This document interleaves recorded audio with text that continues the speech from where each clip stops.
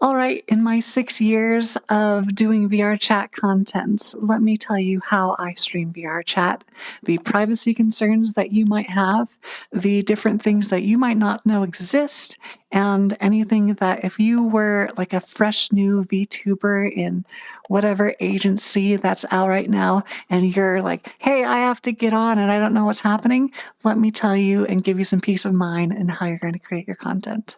Let's get into it. What I need you to do first is go over to your keyboard and mouse and click Alt-Enter when you have focused on the VRChat window. What that will do is it will make VRChat full screen and you won't get that little black bar at the bottom anymore because that's where your taskbar was. Next, what you need to do is go to your OBS and add in the game capture. Now that OBS is containing this full VRChat window, let's see what you can do inside of VRChat. For one, what I'm using right now is called Open VR Capture and allows people to see through my eyes. This allows me to show you the streaming camera as well as allow you to see the boundaries that I'm looking at right now. It shows you everything I see. So if you have your address up on a different screen, I don't recommend using this and just using the game capture, unless you're making a tutorial video like me. If you're using something other than Steam VR, you might need to look for a secondary option. One of the things keen viewers might have noticed is that my mouth is not moving. The reason is I haven't unmuted myself in-game. In order to unmute yourself, you can click on your menu button and then click unmute. Now that I'm unmuted, you can see that my mouth is moving just fine, but also people in the world are also able to hear me. Some avatars do not have mouths that can move. One of the options that you can use is go to your sound settings and turn your microphone down to 0, and that will still have your mouth moving, but people won't be able to hear you in-game. Although it may not be foolproof because some people might be able to adjust your gain separately, and your audio might still be heard. This is a good option if you're collaborating with someone and you want your mouth to move, but not have your collaborating partner be able to hear you on your end. If you click on your stream camera, which can be here, or it can be under your camera stream settings. There are a load of options that we can use in our camera setting, such as a photo camera, a stream camera. We can use flying to be able to control it without touching the camera. We can use our anchors to position a camera in space in the world. We can use anchor to anchor it in the world, so if we walk away from our camera, then it will stay there. We can use local. That will make it so that when we move backwards, we go with ourselves.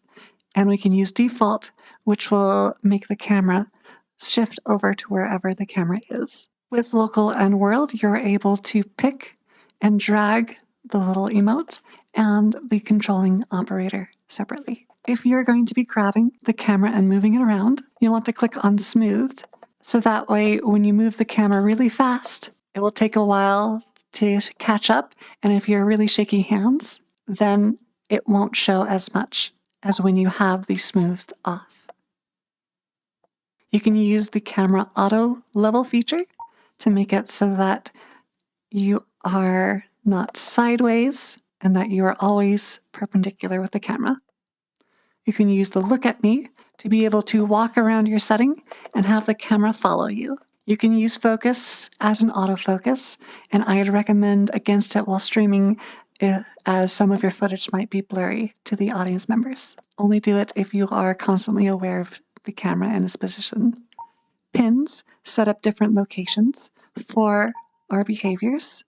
So if I have local over here, I set that as a pin. Now I have 2 pins that switch between the different viewpoints.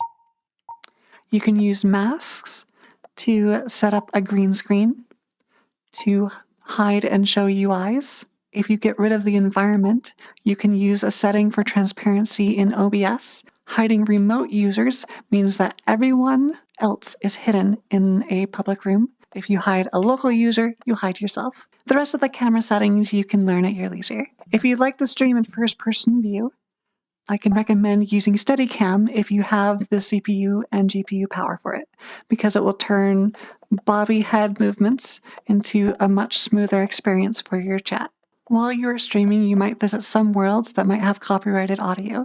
So you can go into the audio settings and turn the world sound all the way down, and you don't have to worry about worlds playing copyrighted music. I recommend keeping master and voices at 100% and then updating your own microphone with filters and gain knobs and compression to be able to match the same volume as the voices for the best user experience. With your microphone activation threshold, you can set it so that when you're moving your head around, that you don't pick up any unwanted sounds. I set mine at about 6, and that's good enough for me. If you have a fan in the background, you're able to use noise suppression. When you join new worlds, you're able to set your world join behavior. I like to have my default world off, so that way if I'm talking to chat, I don't load into a world really quickly and then start talking about chat to a group of strangers. If a world is really loud and there's a lot of people talking, you can use earmuff modes to make sure that you can hear yourself and people immediately around you. One strange thing about creating new instances of a world is that Invite Plus, only the creator of the instance can invite people, and other people cannot invite people, but they can accept people who ask to be invited. If you get really close to someone and they disappear, that is because you have personal space on. In order to get close to someone and see someone, turn personal space off. Turning on streamer mode hides a lot of user-generated content. Now, in order to make sure that you don't accidentally run into a portal, you can turn portal prompt on, which will make you have to click a trigger in order to go through a portal. You're also able to use avatar calling to only show avatars that are close to you. If you'd like to be able to look at chat while you're in Steam VR, you can use a couple of programs. You can use OVR Drop, you can use OVR Toolkit, or you can use Steam's built-in system. Now that we've gone over the basics of VRChat, let's go over some of the advanced features such as performance, safety concerns, and some really interesting tech that I've developed over the past 6 years. If you'd like to know what your FPS is at a given time, go to the gear icon, scroll all the way down to the debug settings, open it up, and then click Pin FPS and Ping, and then it will show you at the top anytime you open up your menu what your ping is to the given server and your FPS is. For me in the Vive Pro, 90 is my max FPS, and I'm aiming for that performance when alone in a world. This will give the best experience to the users and will make sure that I don't skip or crash while trying to stream to people. The two things that can affect your frame rate is avatar performance and world performance. When you are selecting an avatar from your menu, you're able to see how performant something is.